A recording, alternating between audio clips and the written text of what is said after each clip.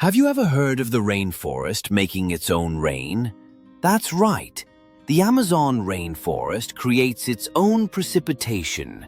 This miraculous process is called transpiration.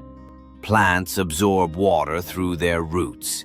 Then they release moisture into the air from their leaves. This creates humidity.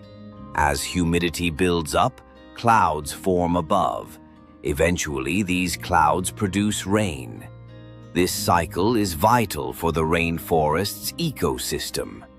Imagine a giant sponge soaking up moisture, then squeezing it out.